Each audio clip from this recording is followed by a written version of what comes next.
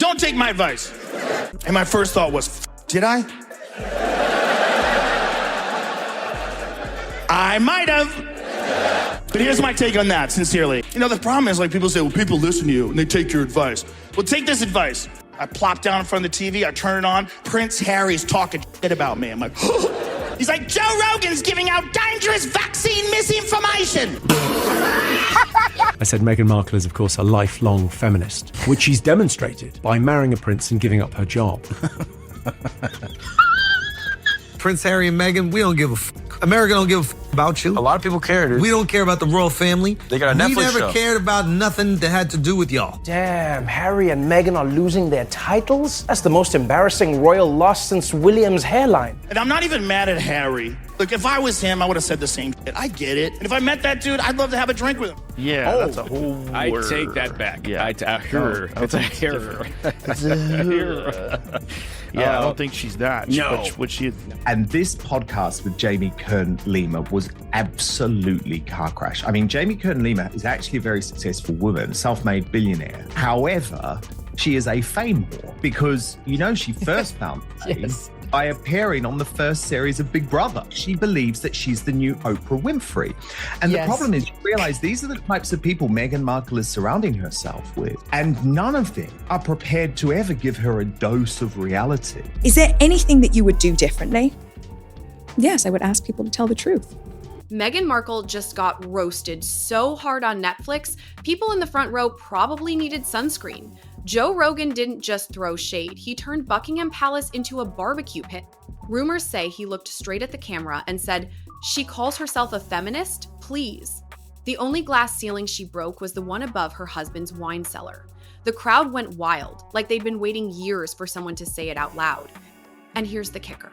Meghan wasn't even in the room, but somehow she still managed to take the biggest L of the night. I just woke up, I'm in my underwear, I plop down in front of the TV, I turn it on. The moment I turn it on, Prince Harry's talking shit about me. I'm like, Wasn't there some speculation that she was on Epstein's yacht at one point in time? There was like photos with her and Prince Andrew way back in the day when she was like in her early 20s. Wow. No, I haven't heard that one. That's...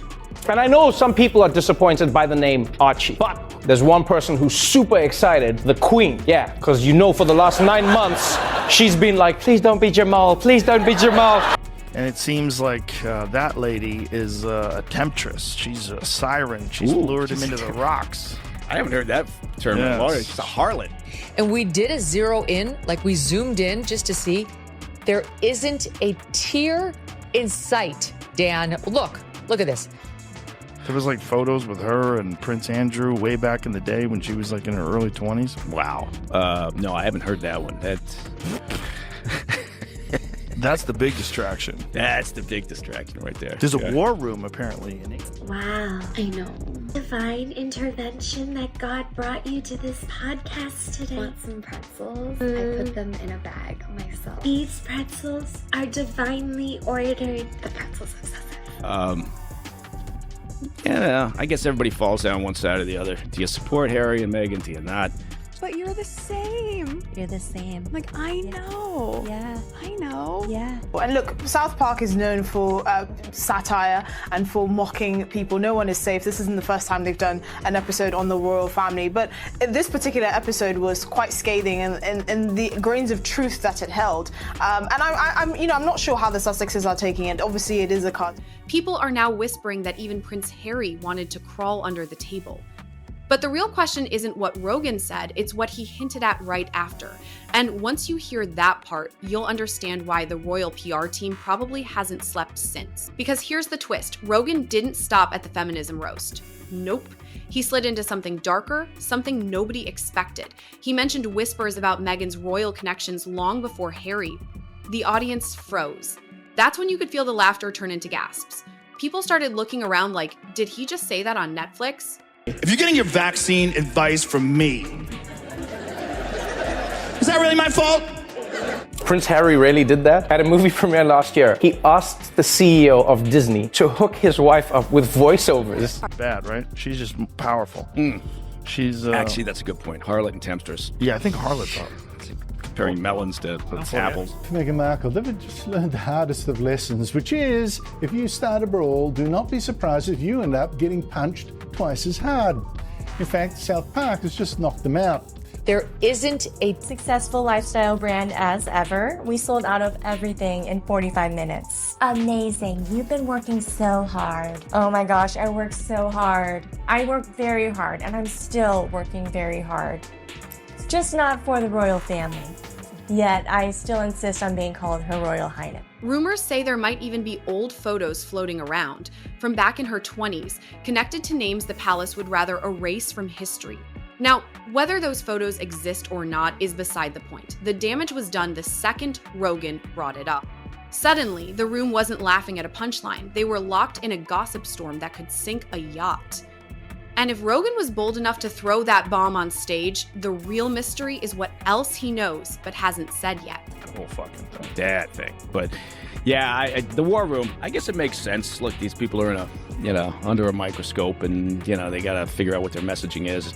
But as soon as Meghan Markle made it absolutely clear that it was all about the moolah, it was all about the big bucks, it was all about trading off the royal name, but she was lining up these deals when she was still the Duchess of Sussex. She was in talks with Disney, she was in talks with the publishing companies, in talks with Netflix. At that point, the late Queen Elizabeth II, quite rightly in my opinion, said, no, there is no half in, half out.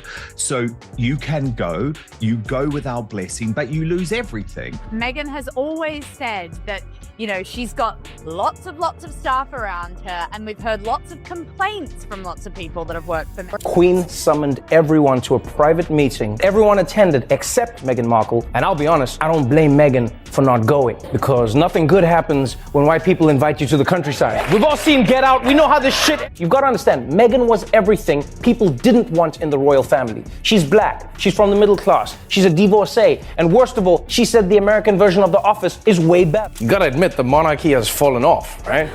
No, because back in the day, it used to be like, if you marry my daughter, I'll give you Burgundy. And that's where things get even spicier, because once Rogan opened the door, other comedians kicked it wide open. Trevor Noah roasted the royals so hard that even the Queen's ghost probably rolled her eyes. He joked that the only prayer at the palace was, please don't let the baby be named Jamal. The crowd cracked up, but you could feel the shock. This wasn't just comedy anymore, it was a demolition job.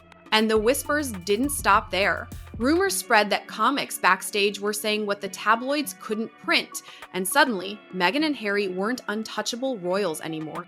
They were material, the kind you serve up with extra butter at an open mic. Don't give a fuck about you. A lot of people care, dude. We don't care about the royal family. They got a Netflix show. We never cared about nothing that had to do with... Oliver, you have generously offered to keep the wax figures of Harry and Meghan safe. Yeah, that's correct. And if I may, I would just like to say that I'm definitely not using the wax figures for sex. If you haven't seen the documentary, lucky you, Ginger Royal meets fit American actress. She then discovers that everything is so unfair. He then discovers that racism is actually a bad... And they were like renting out the restaurants and being like, it just needs to be just us. The roast wasn't just about their marriage, their Netflix deal, or their complaints. It was about their credibility. And once that's gone, what's left? Well, that's where the next scandal walks in. Andrew Schultz jumped in next, and he didn't hold back either. He roasted Harry and Meghan's life in Montecito, saying rumors claim they rent out entire restaurants just so people won't notice how empty their calendar really is. The crowd laughed, because who needs royal duties when you're busy pretending to be Kardashians with accent? Tim Dillon piled on, saying Meghan is the human version of a bad Yelp review, always complaining but never offering a solution. Harsh? Absolutely. But people over 40 ate it up like Sunday brunch because they've seen enough whining in their lives to know when someone's overplaying the victim card. Meghan's soft hands or Harry's supple... I said Meghan Markle is, of course, a lifelong feminist, which she's demonstrated by marrying a prince and giving up her job. I don't know how to break this to you, H. But if you weren't in the royal family, M wouldn't be with you. Whenever the kids are being fussy and not going to bed, she puts on an episode of Suits and they're out. So, what are you doing? Ow! Stop it! Stop. Keep your shows, keep your drama, keep all that nonsense. That's for you British people to fake care about. We do not give a f***. We don't. If you came up with the picture of an annoying, insufferable white woman... And yet, here's the real problem. This wasn't just late night comedy. This was the start of a public shift. The jokes weren't about making fun. They were about taking power away.